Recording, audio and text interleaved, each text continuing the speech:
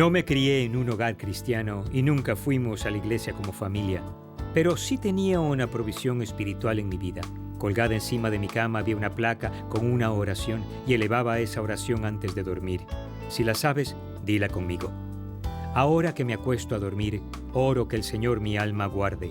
Si muriera antes de despertar, le pido al Señor que mi alma tome.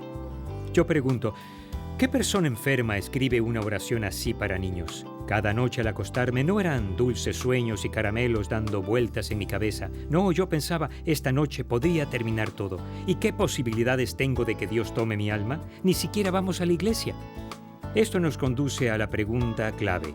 ¿Cómo tengo una relación con Dios?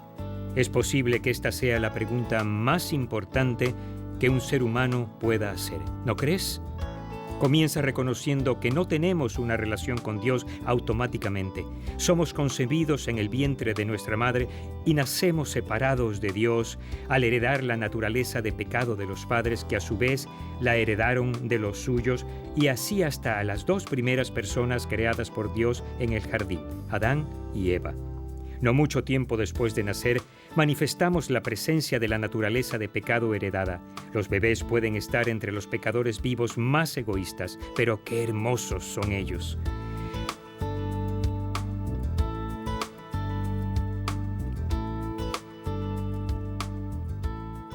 Desde el principio, Dios tenía un plan a fin de restablecer una relación con Él de una vez por todas y para siempre. Dios comenzó a revelar su plan día a día, página a página, por el Antiguo Testamento.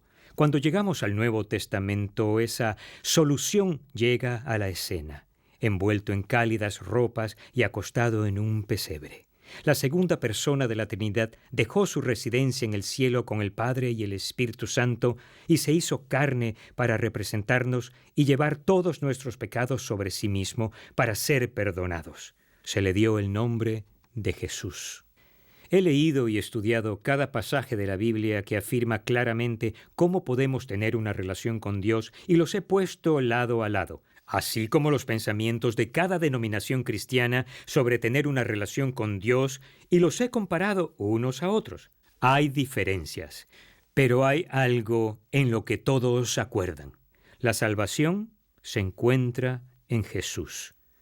De hecho, en ningún otro hay salvación porque no hay bajo el cielo otro nombre dado a los hombres mediante el cual podamos ser salvos. Él vino a nosotros como un bebé, pero el propósito de su vida dado por el Padre era morir como nuestro Salvador. No nació de la simiente de un hombre como nosotros. Jesús nació de la simiente del Espíritu Santo por la Virgen María. Él vivió una vida sin pecado, sin ningún pecado en absoluto corriendo por sus venas. Llegó el momento en que Jesús tenía más de 30 años. Él fue entregado a los líderes judíos por uno de sus propios discípulos, Judas. Lo juzgaron y sentenciaron a la crucifixión los líderes romanos.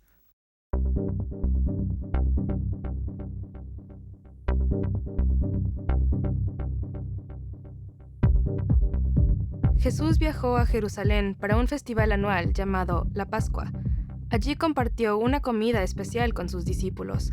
En la mesa, Jesús tomó un pedazo de pan y una copa de vino que simbolizaban la carne y la sangre de los sacrificios de animales. Dios les había dado a los israelitas los sacrificios de animales como una manera de lograr que sus pecados fueran perdonados. Cuando Jesús tomó el pan y el vino, dijo: «Este es mi cuerpo, esta es mi sangre, derramada para el perdón de los pecados».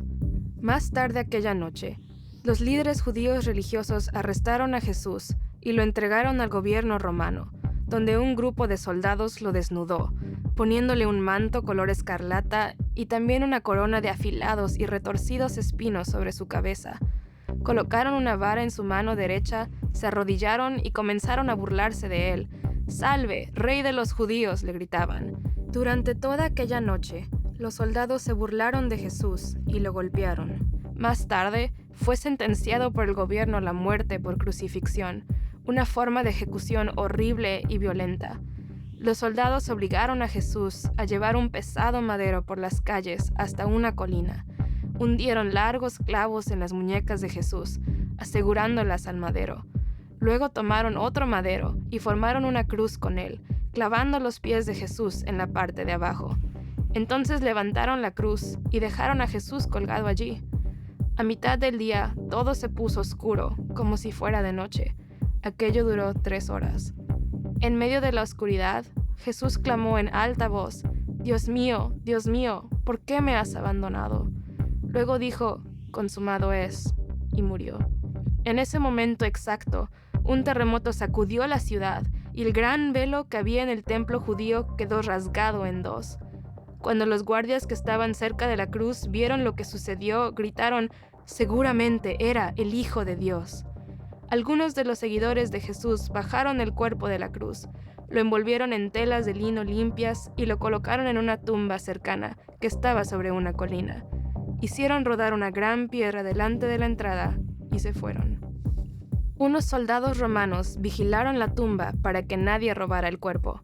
Entonces, solo 3 días después, María, la madre de Jesús, y otra seguidora de Jesús llamada María fueron a la tumba, esperando poder colocar algunas especias en el interior de esta.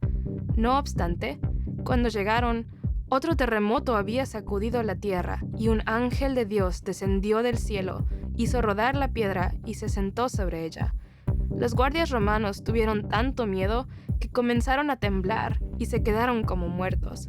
El ángel les dijo a las mujeres: no tengan miedo, porque sé que están buscando a Jesús. No está aquí, ha resucitado, tal como dijo. Vayan y digan a sus discípulos que Él ha resucitado de la muerte. Las mujeres corrieron para avisarles a los discípulos, y mientras lo hacían, Jesús les salió al encuentro. «Saludos», les dijo. Las mujeres se le acercaron, postrándose a sus pies y adorándolo. Jesús estaba vivo.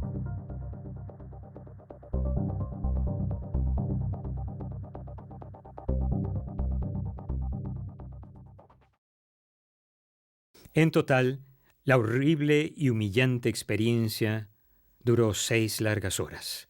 Los líderes judíos creyeron que eran responsables de haberle quitado la vida a su amenaza número 1. Los líderes romanos, que en realidad no pensaban mucho en Jesús, consideraron que habían usado su autoridad para cortar de raíz a esa molestia judía. En realidad, ninguno de ellos tenía el control. Aquel había sido el plan de Dios desde el principio.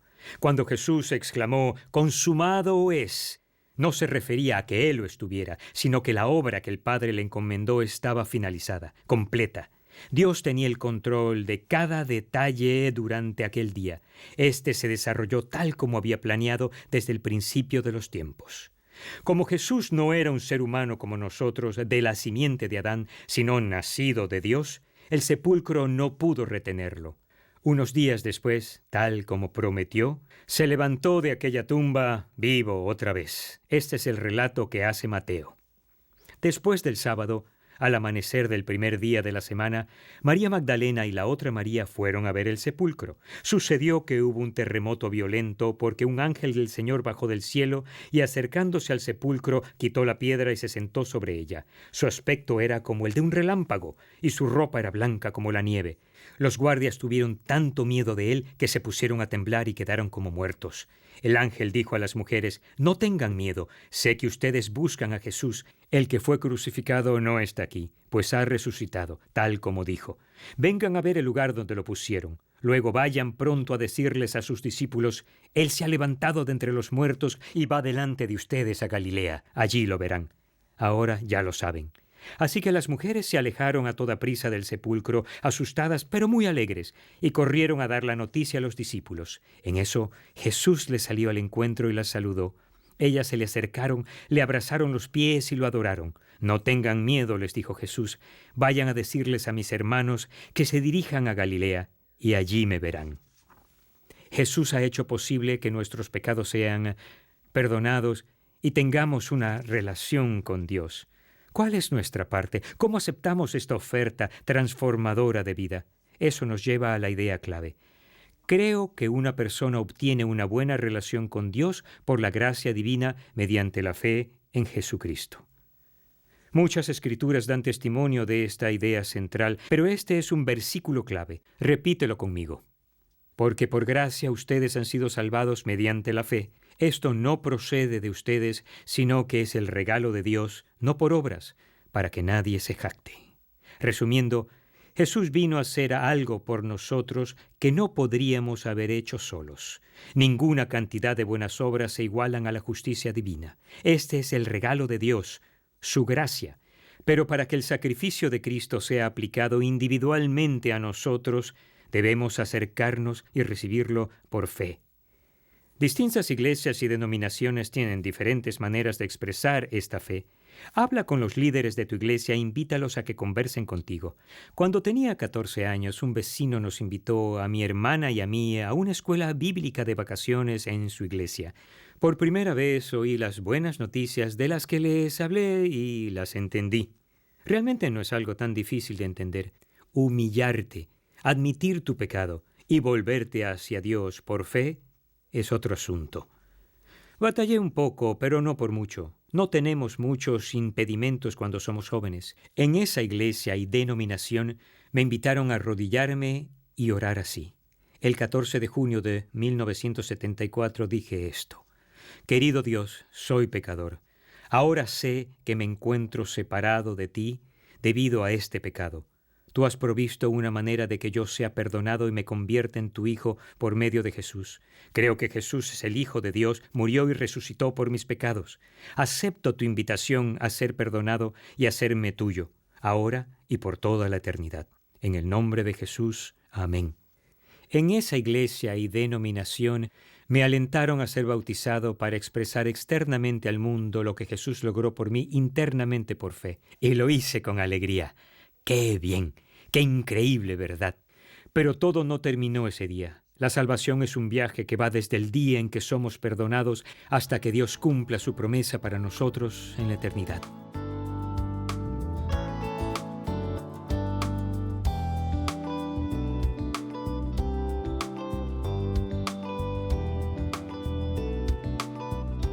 Por el sacrificio de Jesús en la cruz, podemos ser restaurados y tener una relación correcta con Dios. Deja de esforzarte y buscar. Jesús es la respuesta. Ahora piensa en estos puntos. 1. No importa qué tipo de problemas enfrente en esta vida, palidecen en comparación con mi salvación eterna. Una de las razones por la que los cristianos deberían ser las personas más felices está arraigada en esta verdad absoluta. A pesar de las dificultades que esté experimentando, no es así como termina mi historia. Tengo esperanza en la eternidad de saber que pasaré toda la eternidad en la presencia de mi Dios. ¿Qué significa esto cuando se trata de cómo me relaciono con los demás? El punto de aplicación número 2. Por la gracia que Jesús nos ofrece libremente, creo que significa que necesito caminar en gracia y ofrecerles gracia a los demás. Los cristianos no deben ser personas mezquinas ni críticas. Al estar tan sobrecogidos por la gracia de Dios en nuestras vidas, pasamos el resto de ellas aprendiendo a caminar en esa gracia y a ofrecérsela a otros, tal como Cristo hizo. Han pasado 40 años desde ese día en junio de 1974. Sin embargo, aún tengo que llegar a las profundidades de lo que Cristo ha hecho por mí. Aprendo día a día a caminar en esa gracia y ha sido un buen caminar. A propósito, mi primer acto oficial como nuevo cristiano fue regresar a casa y corregir mi placa de oración. Esto es lo que dice ahora. Ahora que me acuesto a dormir, oro que el Señor mi alma guarde. Si muriera antes de despertar, sé que el Señor mi alma tomará. Creo que una persona obtiene una buena relación con Dios por la gracia divina mediante fe en Jesucristo. Y no solo creo en mi mente, sino también lo acepto en mi corazón. Es la mejor decisión que he tomado. ¿Y tú qué?